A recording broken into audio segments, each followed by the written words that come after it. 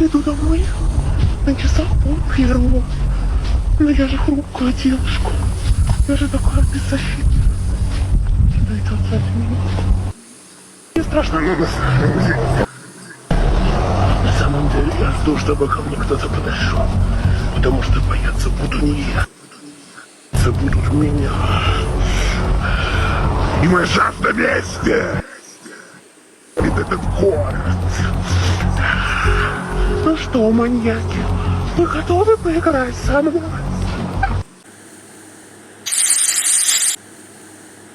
That look like roots, put fingers in the eye. Oh, you son of a kneecap. I've never come across someone like this, I'm not gonna lie to you people. Their fingers, so this is what your eye looks like 1,000 times zoomed in. They look like knuckles, they look like fingernails.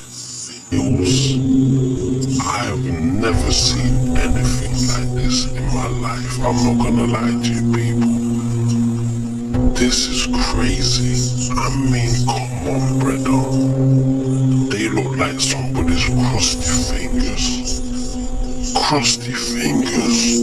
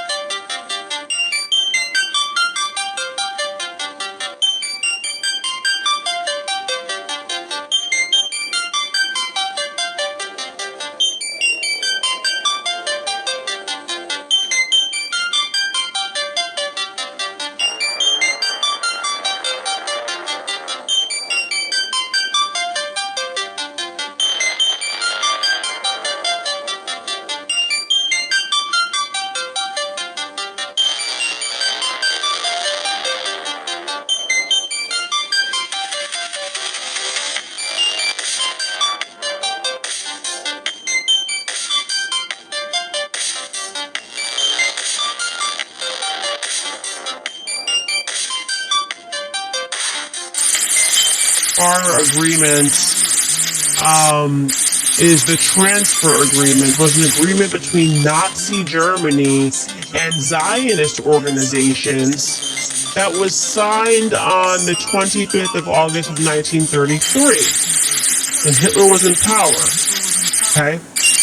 They signed an agreement with the Nazis. The agreement was finalized after 3 months of talks by the Zionist Federation of Germany, the Anglo-Palestine Bank, under the directive of the Jewish Agency, and the economic authorities of Nazi Germany. It was a major factor in making it possible for people to migrate approximately 60,000 German Jews to Palestine between 1933 and 1939. That's during wartime, right?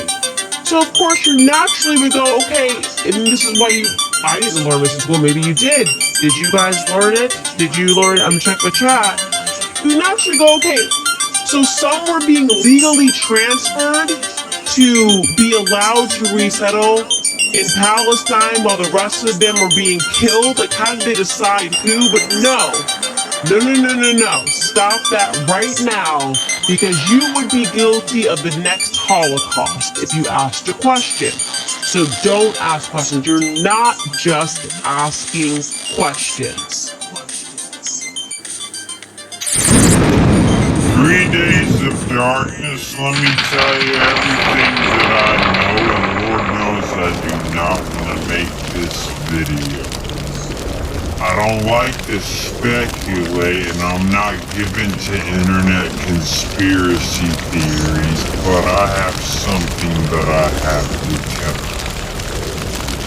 you. I do see something here. I've been seeing it here for a long time. It's time to come clean. I moved my family out of Alaska because of a gut feeling. Wasn't the only reason, it was just the first one that caused me to look for all the rest. Maybe it's silly, maybe none of this is true, but it bothered me so bad that I moved my family out of Alaska. This article was ran by Forbes over 6 years ago and can only help you speculate. This is the Edgar Casey map, a clairvoyant communing with demons to see the future. Potentially total garbage. Only I don't think it is. Because this makes some kind of sense to me that I cannot explain. Now until very recently, and I mean this month, I did not know that there was a correlation between total solar eclipses and devastating earthquakes. And now that I do, the plot is getting real thick, man. In September of 1811, a total solar eclipse took this path through the United States.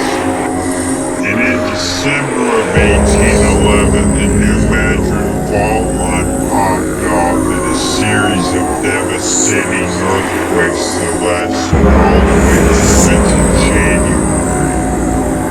Now the scientists say there is increased earthquake activity in the face of new moons. A new moon being required for a total solar eclipse. There is a scientific correlation there that seems to have everything to do with causation. But it was 3 months after the eclipse. What's your point? If a barge goes under a bridge and hits one of the supports and damages it, there might be 2,000 vehicles roll over the bridge before it gives out, is what I'm saying. So that the new moon of a solar eclipse is like a barge passing under a bridge and hitting one of the supports. This is the path the total solar eclipse took in July 1963. Funny thing, it passed right through Talkeetna, Alaska, where my family and I lived long before we were born. And then in March of 1964, a devastating earthquake tore Anchorage all to pieces. Solar eclipse is not an instant trigger, it's more like a fatal wound to the fault line. Doesn't mean there's going to be a terrible earthquake after every total solar eclipse. But every total solar eclipse affects the fault lines they pass over because of that new moon, scientifically. Whether I explain these events spiritually or physically, they are true both ways. It is the spiritual producing the physical. After the total solar eclipse of 1811, there was a series of devastating earthquakes, followed by years of decline straight into the Great Depression, followed by the Great Depression. Did you hear? Do total solar eclipses just mean earthquakes? No. They affect more than just fault lines. They warn of much more than just earthquakes. Look, if I could make this stuff up out of my own mind, I'd be God. Get it? But instead, look at us, those little bitty babies just learning about his creation, don't even know how it works. So, ruh-roh, what the stink is that converging right over top of the New Madrid Fault?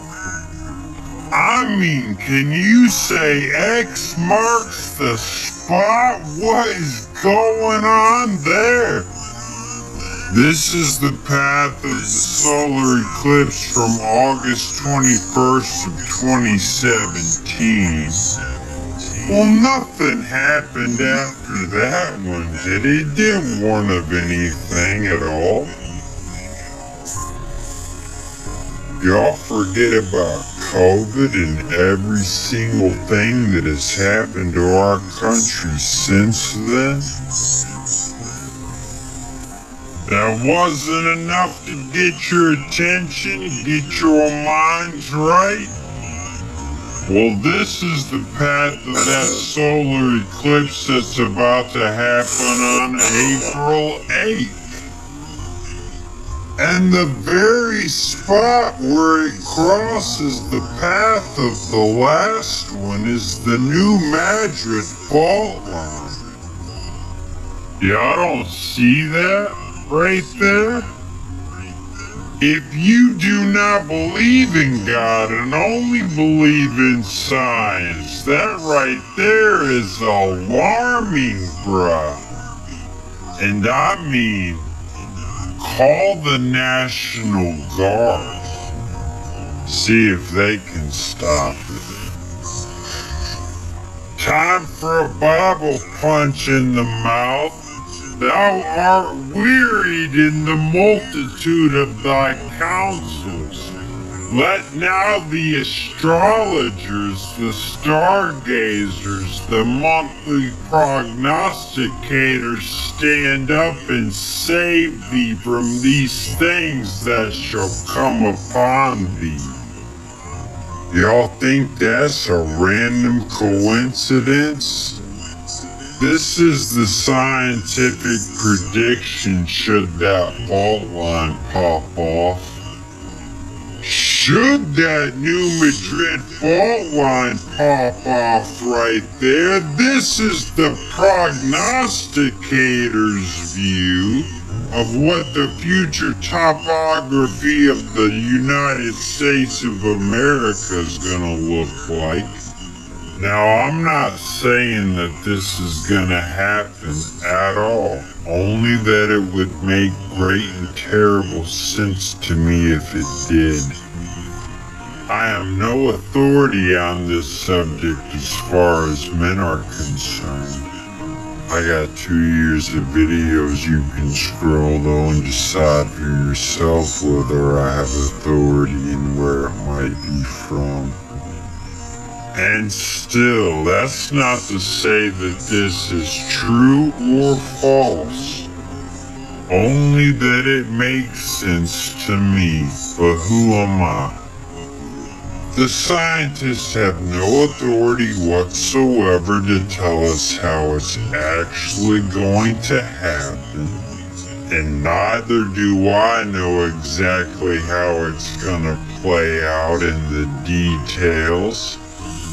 We are all speculating on what exactly it's going to be.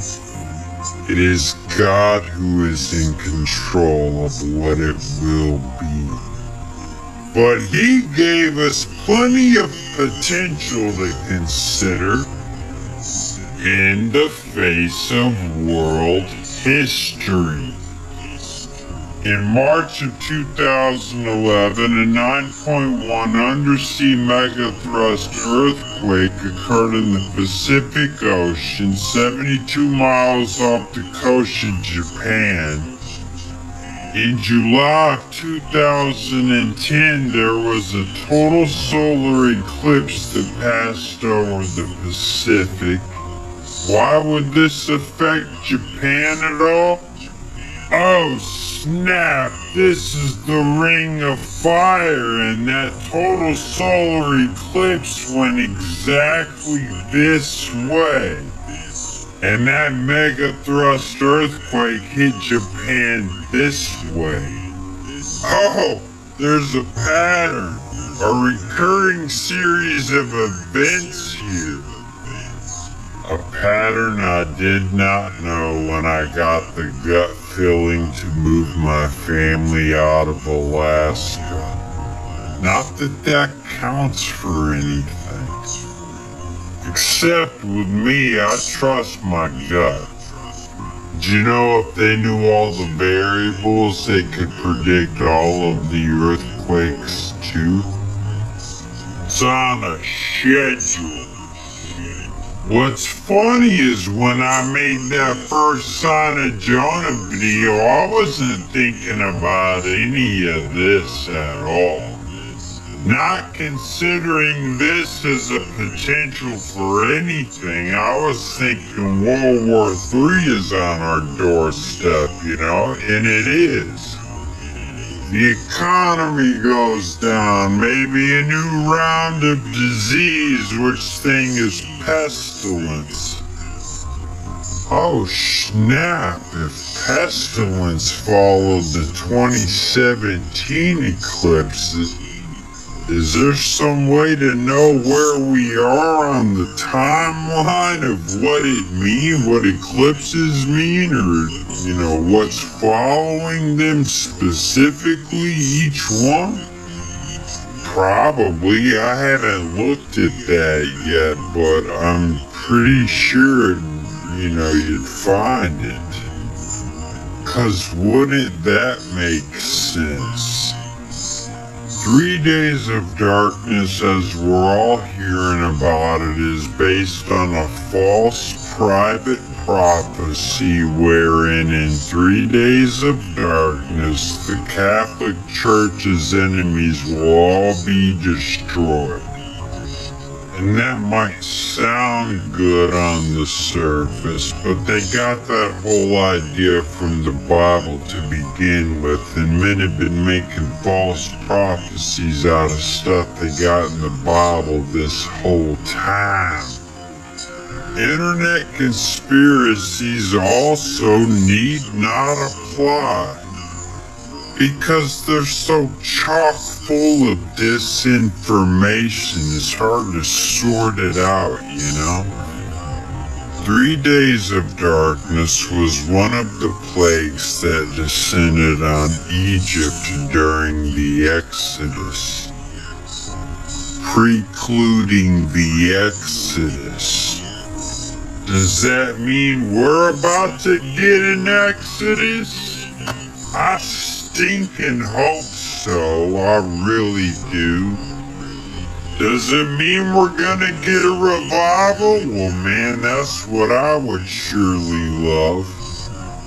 Does it mean we're going into the wilderness? Well, that's what comes with it. Don't complain about the lack of onions, and don't ask for no geese. In the wilderness they wanted geese. God gave them geese. Everybody that ate goose died. Y'all think this is a game based on your pleasures and desires? It is not. This surely means something rather than nothing. I can't tell you exactly what's gonna happen. I am ignorant of far too much. I can tell you exactly what there is to do about it though, and how to prepare entirely. The only way to prepare for what is gonna follow this It ain't stacking up food, water, and ammo. It's not fortifying your shelter. It's not preps. Nobody's promised tomorrow whether there's a calamity or not. What are you preparing for? The only way to prepare is to keep the Lord's commands. And when whatever happens, if you are found keeping your Lord's commands to love your neighbor as yourself, look, we ain't talking about being greedy and selfish. We're talking about laying down our lives for our friends. If you are found doing that, you have nothing at all to worry about in this life or the next. It don't matter what happens if that's what you're doing. If your heart is inclined towards the Lord, let the sky fall. It's all for you by His good pleasure. He's doing it all for you because it pleases Him to do for you. Doesn't matter what it looks like to the children of the men. If you are a child of God, there is only glory ahead of you, and that's why it's all happening. It might look a little scary to your flesh, because your flesh doesn't want to die. Once it does, the show's over. That's the end for the flesh. Dust you are, and to the dust you shall return, flesh. But like a seed planted in fertile soil, so is every Christian that goes into the ground. A seed never comes back as what it was, though it bear much fruit. There's nothing to be afraid of except that you are on the Lord's side. If God is for us, no one can be against us in heaven or on earth. And this is a sign for your benefit, like a loving father warning his children. And the only way to prepare is to turn your heart and your mind back to the commandments of Jesus Christ. That's why we're getting the warning, because we're not doing that right now. And doing the commandments of Jesus Christ is our life. If we're not gonna do that, there's no reason for us to be here. We're supposed to be sowing seeds and watering seeds for His harvest by loving everyone around us regardless of their opinions of us. This is the way to life. I'm going live tomorrow, Thursday, 8 p.m. Texas time with my brother Oscar D. 3 days of darkness, let me tell you everything that I know, and Lord